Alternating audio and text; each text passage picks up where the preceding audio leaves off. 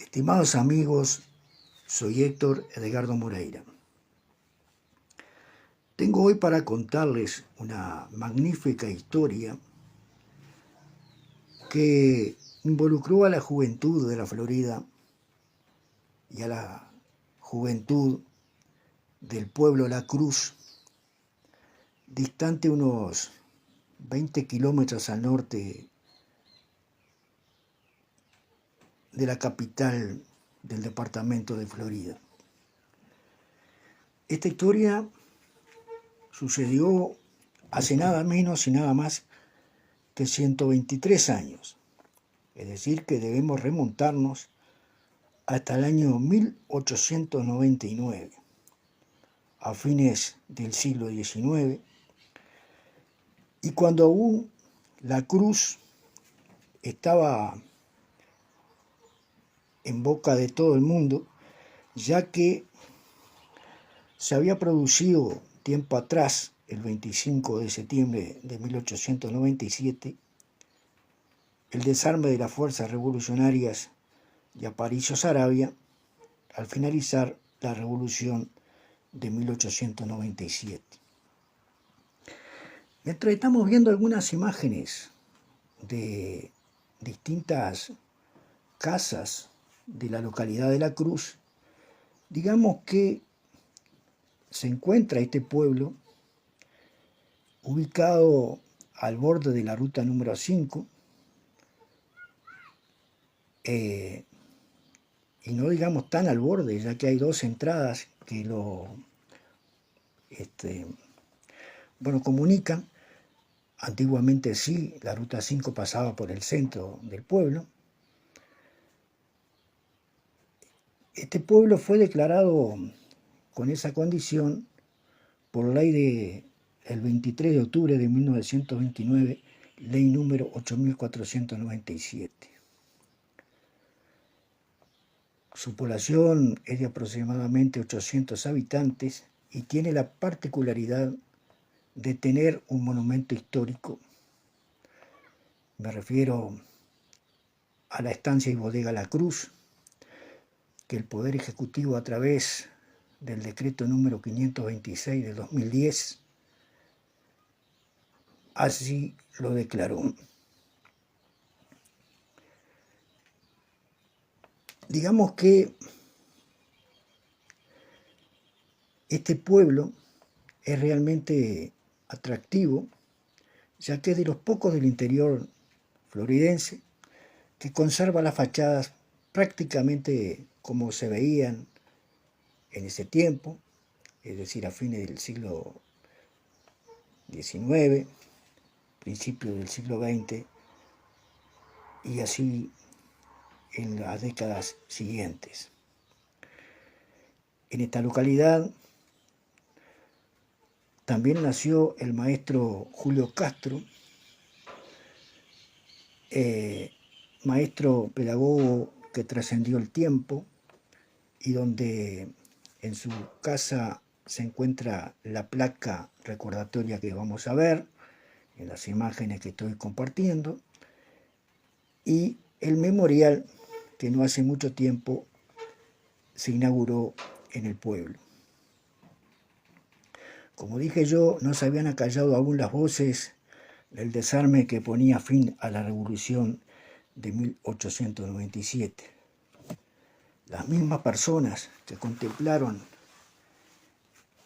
ese suceso histórico también fueron partícipe en parte de la historia memorable que voy a contarles a continuación.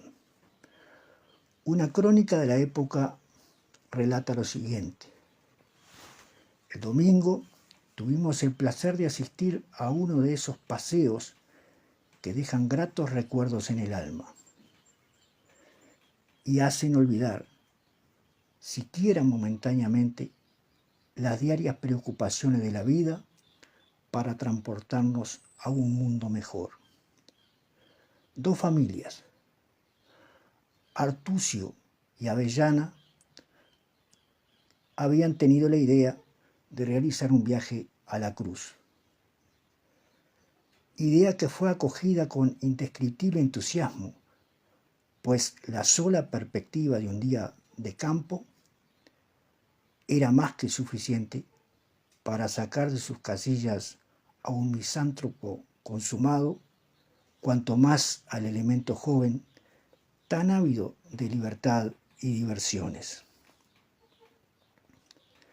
El proyecto valientemente defendido por los muchachos hizo camino.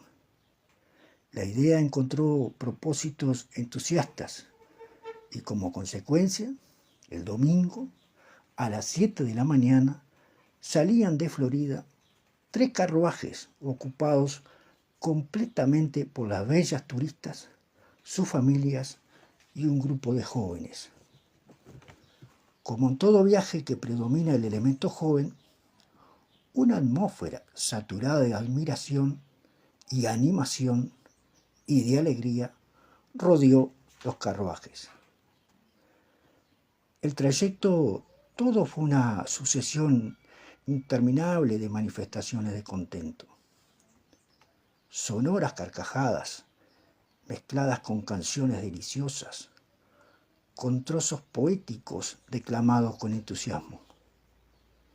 El aire del campo, la contemplación de la grandiosa obra de la naturaleza que se manifiesta en la cruz en todo su esplendor, vivificó, enardeció la sangre en las venas y predispuso el ánimo a la alegría y dio vuelos al pensamiento. Por eso se reía y se cantaba sin saber por qué. Al llegar el término del viaje, ya estaban allí Lázaro, Silva, Artucio, Santos, Barceló y Miguel Castro, que habían hecho el camino a caballo, y Paco Pérez, Eduardo Artucio, Ángel Silva y Fuster, que momentos antes llegaron en carruaje. El proyecto era pasar el día en el Monte de Pinos de la Sociedad Vitícola Uruguaya, pero debido a la inmensa cantidad de langostas que habían invadido el establecimiento, se hizo imposible permanecer allí y hubo que seguir hasta la estancia de don Pedro Castro, que también tenía un hermoso monte de sauces, el que fue galantemente cedido por este señor. Una vez en el campo de batalla, empezó a descender de los carruajes todo un ejército de bellezas. Camila y Carmen Avellana, Teresa, Inés e Isolina Artucio, María Riestra, Juana Rueda, Panchita Mir, Gervasia y Justa Caetano, Elvira Ferrari, y Dámasa y Eugenia Castro. Las acompañaban las señoras de Enciso, Riestra y Avellana, José María Artucio y don José Avellana, que dragoneaba de ser el jefe de la expedición. Las armas del combate las constituían innumerables cestos atestados de fiambres y dulces. La comida, verdadero banquete al aire libre, a la sombra de los frondosos sauces y a la orilla de un ruidoso arroyuelo, despojaba por completo de la rígida e indómita etiqueta de los salones, estuvo animadísima, notándose extraordinario derroche de buen humor. Poco después, terminada esta, llegaban al campamento jinetes en briosos corceles, los jóvenes César Vanelli, que llevaba a la grupa a Ignacio de Sierra, Augusto Vilcasuriaga, Héctor Gutiérrez, Roberto Camacho, Armando Tubino, José Lázaro y Leopoldo Artucio. Estos dos últimos, que se habían quedado rezagados en la cruz con el pretexto de no sabemos qué compromiso gastronómico con Vanelli y Gutiérrez. Con refuerzo tan formidable se organizó enseguida un paseo por el campo y un animado baile en el suntuoso salón que tenía por techo el ramaje de los sauces y la verde gramilla por alfombra. Más de un idilio de amor empezó en el campo al terminar por la noche en el baile que fue digno colorario del paseo. Cuando se aproximaba la hora del regreso, los jóvenes Vanelli, Barceló y Gutiérrez, confabulados ya con algunas señoritas, pretextando lo avanzado de la hora y el mal estado del camino a Florida, solicitaron de las señoras que quedaran esa noche en la cruz para marchar al día siguiente a primera hora.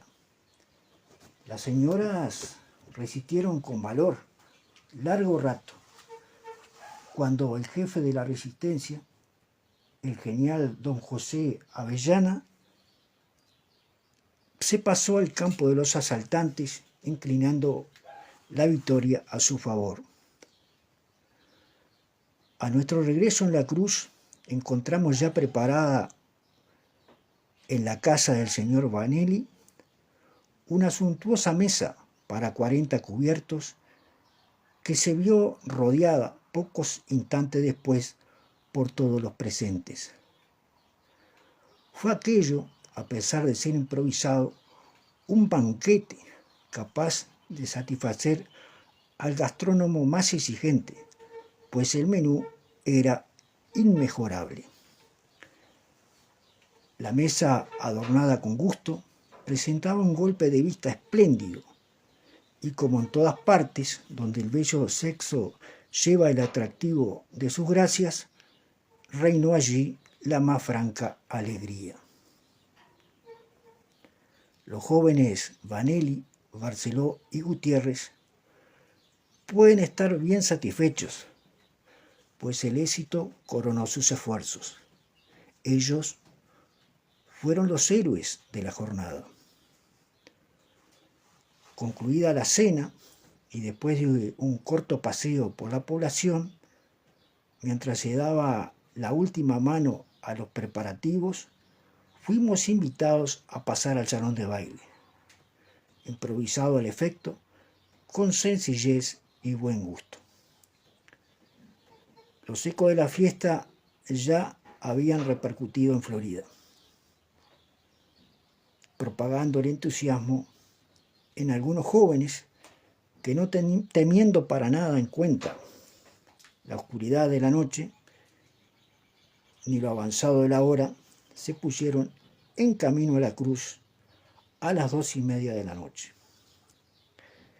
Eran los jóvenes Dos Santos, Videgain, Uría, Ramírez y el profesor de mandolina, señor Cafaro, que fueron recibidos por los organizadores del baile con las más finas atenciones.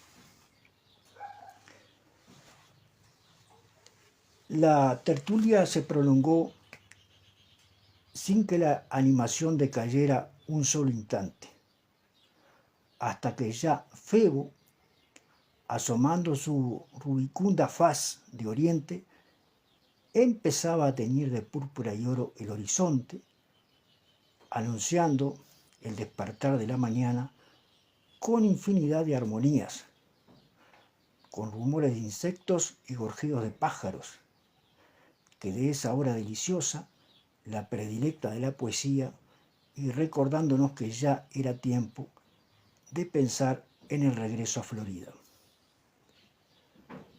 Además de las ya nombradas, estaban allí las simpáticas señoritas de Pijuán, Natalia Vanelli, Romeo y otras que no recordamos, así como los señores Vanelli y Pijuán.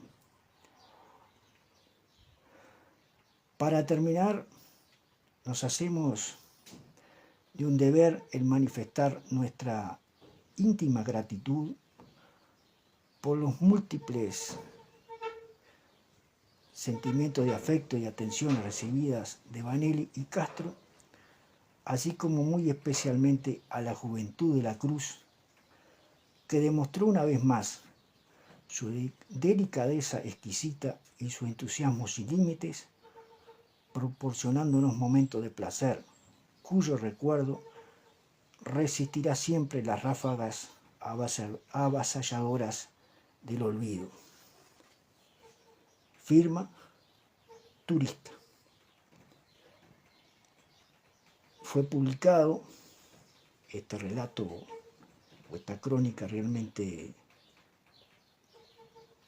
memorable en La Voz de Florida, periódico semanal del jueves 16 de marzo de 1899. Si el video fue de su agrado, los invito a suscribirse al canal Edgardo Moreira, La Macana Corazón del Mundo, dejar sus comentarios y compartir los videos. Nos vemos en una próxima entrega.